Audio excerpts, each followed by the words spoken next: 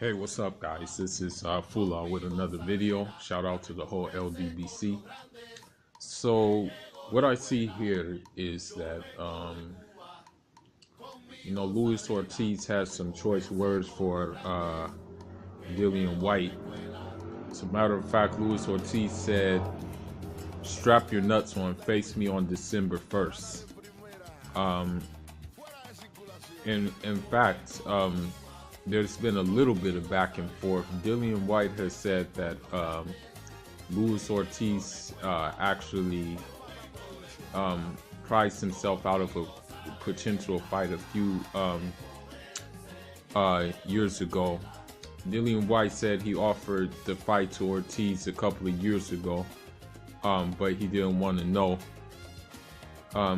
He didn't even want to know this summer and asked for silly money coming off of his loss to Wilder.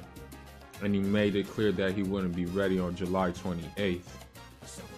And he's like, funnily enough, it didn't stop him on that day. And I don't really believe him, because with Eddie Hearn fighters, I see a certain pattern that is followed. The claim is made that they offered these fighters these fights, only to find out like a week later that the fight was never offered and that their side was actually the one who didn't want the fight. This is a common occurrence with Eddie Hearn fighters, so I won't give Dillian Whyte the benefit of the doubt, actually, in saying these things, because Anthony Joshua does the same thing as well. We all know that from the Deontay Wilder situation. Now, King Kong replied, "Didn't anyone teach you to respect your elders, son? You must be smoking some good shit to think you got anything for us." And yeah, I said us. That goes for me, Wilder, or even Gerald Miller. For a young guy, you sure have a big mouth. Down here, us boys in the South don't do a lot of talking. That's for cowards, so you and Joshua, if you want some, come get some. Because down here in the good old US, we bring it. We don't sing it. So listen here, young man. There's a spot open on this Wilder Fury card. So why don't you strap your nuts on and come face me, and I can show you a good ass whooping, son. If not, please take my name out your mouth. And this is what Luis Ortiz said in response to Dillian Whyte. And that sounds about right.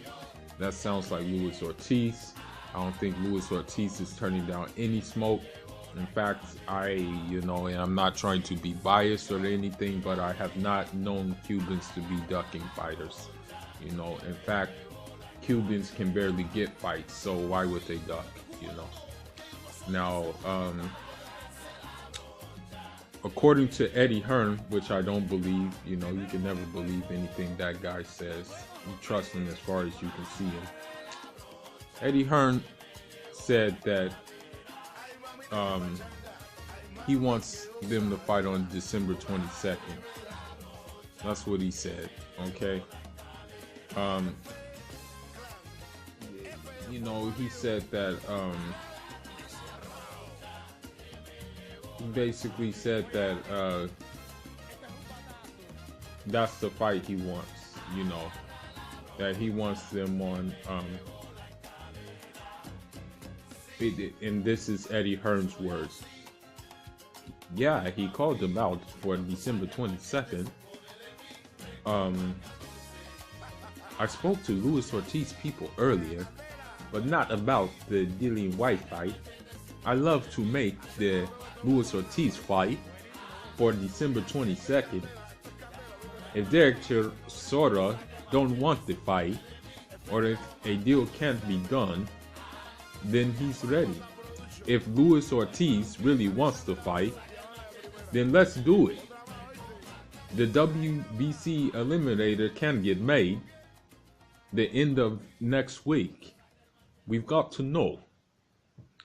And I can't trust Eddie Hearn's words. You know, I can't trust that he said that at all. You know, because you know the actions are opposite of Eddie Hearn's words. I'm sorry, everybody knows this. That you know that the the actions are opposite of Eddie Hearn's words. Now the thing is about it is this is kind of this is kind of like opposite because you know this is back in June. According to Luis Ortiz manager, Whyte never wanted to fight us. This is what he said. And he goes on to say,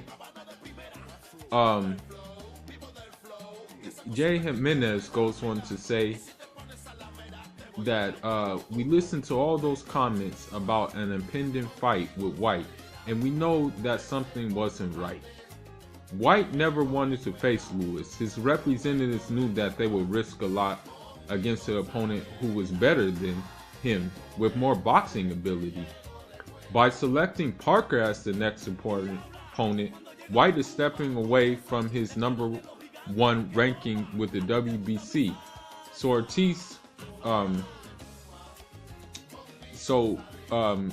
it looks like basically, you know, Whyte followed another path and not the one with the sanctioning body, you know.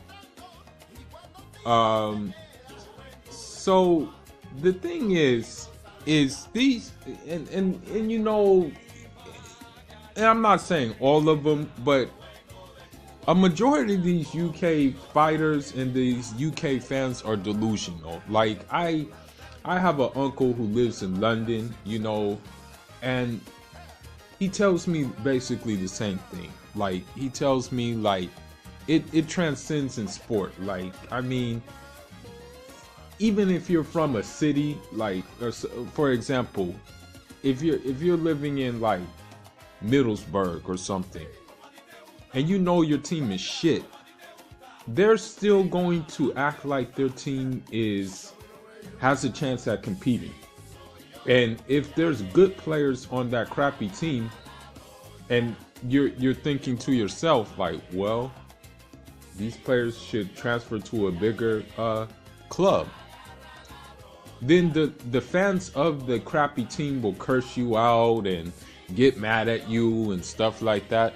I'll give you one example I had. So there was one guy on a club, played for a small team, Crystal Palace.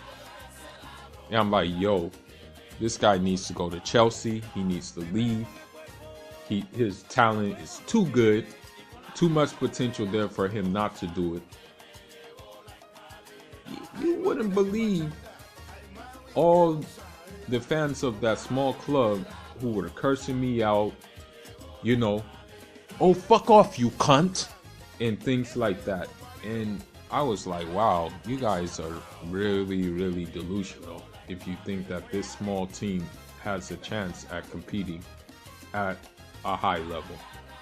And it's the same thing with boxing, man. It's the same thing with boxing. You know, you tell them Anthony Joshua, he's a duck. You tell them Anthony Joshua, he's a paper champion. You tell them Anthony Joshua, he's stiff. He doesn't like, he has like limits which other fighters would expose. Then they get mad at you. You tell them that, you know, oh, Billy Joe Saunders, he only has one way of boxing. They get mad. You tell them that Chris Eubanks Jr., he's a bum. They get mad, you know, and they'll curse you out and stuff like that. You tell them that Eddie Worm is a manipulator and really has a sly smile on his face, knowing that he's screwing many people over with his practices and sometimes holding up the division with his practices, then they'll curse you out on it as well. You know, I mean, very few of them will have a mutual thing, understanding, basically. And it's the same thing with Dillian Whyte, you know. It's the same thing. I don't know what it is, you know. Maybe I should talk to my uncle more and ask him, like, is it the culture over there for them to be so delusional and like be like not seeing it clear as daylight that their fighters are afraid, and their fighters have ducked like so many times, you know. Perhaps maybe I need to get my uncle on the YouTube so he can talk about that or something, you know, because the time I spent there, I was like super young, and all I cared about was doing sport my damn self. And so yeah, man, I mean, what I think's gonna happen, I think the fight will, I mean, you never know with Eddie Hearn. You really never know. That's the thing. I can't even say if the fight gets made. At this point, I'm not going to say that the fight will get made. I mean, it would be nice for it to get made. But at this point, it remains to be seen. I mean, that would be a stat card if it got made for December 1st. But, you know, knowing Eddie Hearn, I really don't see that happening, you know. I really don't see this thing happening at all, you know.